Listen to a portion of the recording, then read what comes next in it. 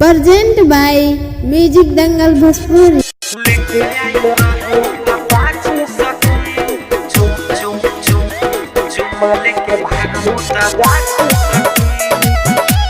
Recording by Dharmraj studio Balwahar Saharsa.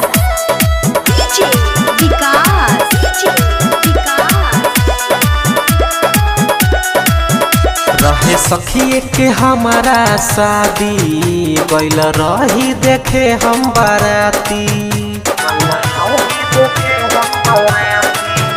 रहे सखी के हमारा शादी गइल रही देखे हम बाराती। रहे छौरा उका पाती हमर दाब दिले छाती। रहे छौरा उका पाती हमर दाब दिले छाती। कैसे कही हम बतिया सखी। लेके आइल रहे उ अपाची सखी। चुमा लेके भागल उ त गाछी सखी। लेके आइल रहे उ अपाची सखी।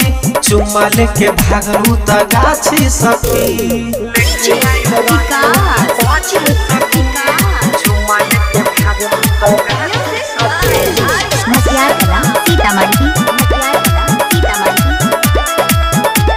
ए हो सखी सुन न हो हमरे पर नजर गइल बाऊ गर हो।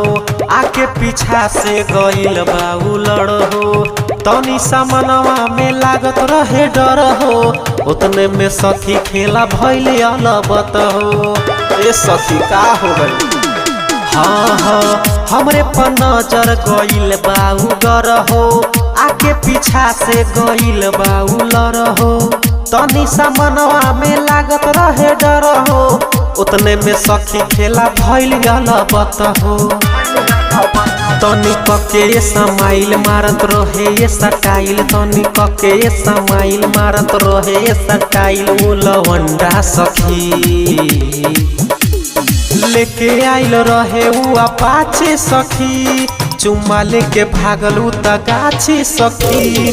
लेके आइल रहे उ अपाचे सखी। चुम्मा लेके भागल उ त गाछी सखी।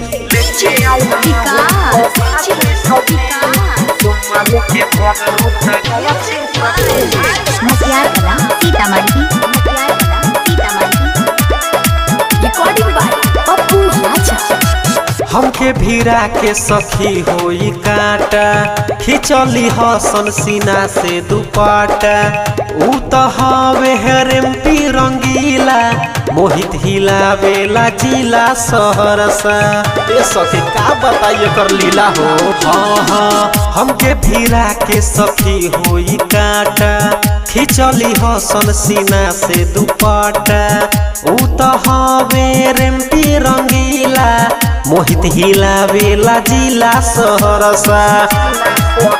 उ त हवे पप्पू राजा उखियावे लागी खाजा। उ त हवे पप्पू राजा उखियावे लागी खाजा। रहे लब के उनकर मेटर सखी। लेके आइल रहे उ अपाचे सखी। चुम्मा लेके भागल उ त गाछी सखी। लेके आइल रहे उ अपाचे सखी। चुम्मा लेके भागल उ त गाछी सखी। Dharmraj recording studio Balwahar Saharsa.